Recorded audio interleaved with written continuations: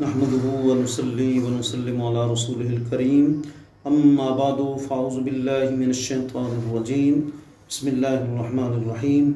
नाज़रीन नाज़रात, जैसा कि आपको मालूम है कि हर शोबहाए ज़िंदगी में इस्लाह के लिए हमारा चैनल जो है वो कोशिश करता है कि लोगों तक मसाइल जिन जिन शोबों के लोग हैं उन तक पहुँचाए जाएँ। प्रॉपर्टी डीलर आजकल ये बहुत आम हो चुके हैं, जगह जगह पर इनकी दुकानें होती हैं और ये लोगों से कमीशन लेकर काम करते हैं। तो इसका जो है वो शरई हुक्म क्या है कि प्रॉपर्टी डीलर का जो है वो कमीशन लेना जायज़ है नाजायज़ है। कुछ लोग तो कहते हैं कि इतनी उनको कमीशन देते हैं, लाख के पीछे हज़ार देते हैं, करोड़ के पीछे लाख देते हैं, तो ये किस चीज़ की। और इसी तरीके से कुछ चीज़ें जो है वो अजीब सी चल रही हैं कि जो है वो जो बैनामा होता है, अब उसमें भी जो है वो तरह तरह के घपले शुरू हो गए। कहते हैं जी तारीख तय हो गई कि इतने 3 माह के अंदर अंदर तुमने पैसे पूरे करने, अगर तुमने इस प्रॉपर्टी के पैसे ना दिए तो जितना तुम बैनामा दोगे 3 लाख 4 लाख वो ज़ब्त हो जाएगा। और अगर जो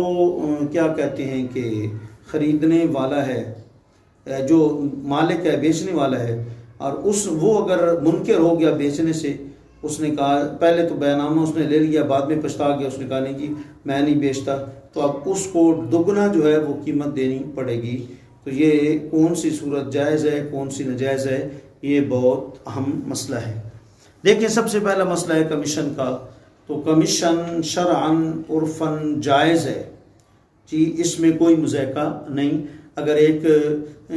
चीज़ को एक बिचवाने के लिए बंदा मुख्तस है, वो स्पेशलिस्ट है उस काम के लिए, वो आगे से बंदा तलाश करके बेचता है, मेहनत करता है, उस मेहनत का समरा उसको अगर मिलता है तो इसमें शरन कोई हरज, कोई मुज़ायका नहीं है। लिहाजा उसका 100% कमीशन, 50% या 2% या जो भी बाहमी जो है वो तय हो जाती है, जायज़ है। अगर एक तरफा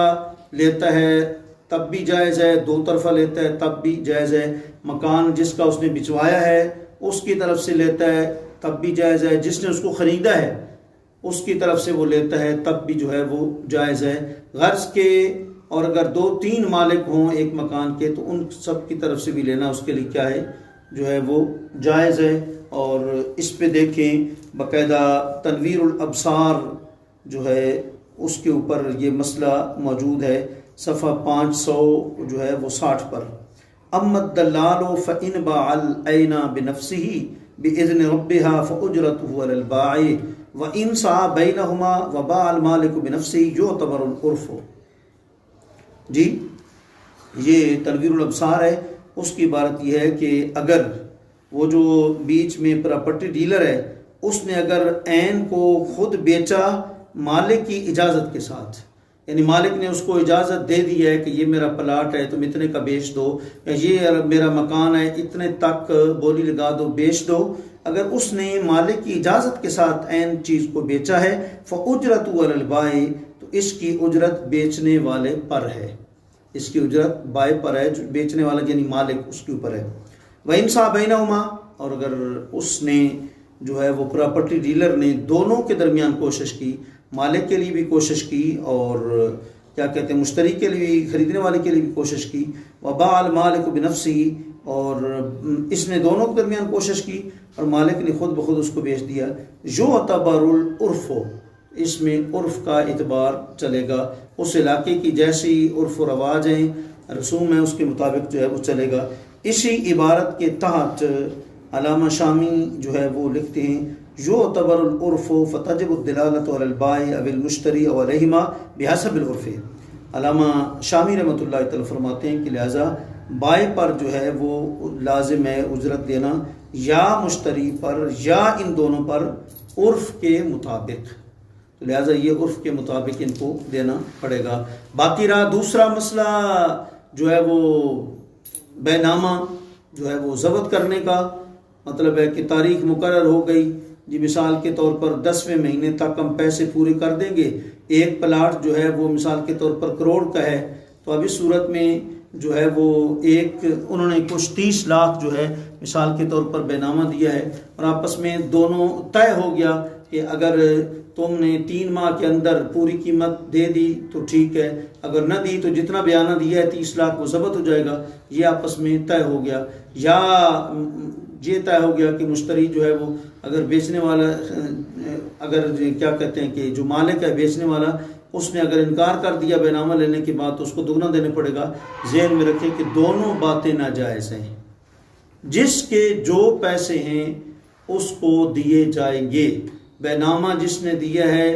अगर मिसाल के तौर पर सौदा नहीं बना तो उसको उतना दे दिया जाएगा, और अगर एक बंदे ने जो मालिक है उसने इरादा किया फिर बाद में इरादे के अंदर तनसीख आ गई या तब्दीली आ गई, उसने अब वो सौदा नहीं लिया, इस सूरत में ये नहीं कि उसको दुगना या डबल ट्रिपल उसको रकम या मलियत अदा करनी पड़ेगी, ऐसा कोई मसला नहीं है। अलबत्ता एक बात ज़रूर है, और वो क्या है कि जो बेनामा दिया जा चुका है अगर इस के साथ उस मकान के अंदर कोई नुकसान हुआ है उस नुकसान का इजाला इसके साथ किया जा सकता है। मिसाल के तौर पर 10 लाख की एक दुकान है और अब जो है वो क्या है कि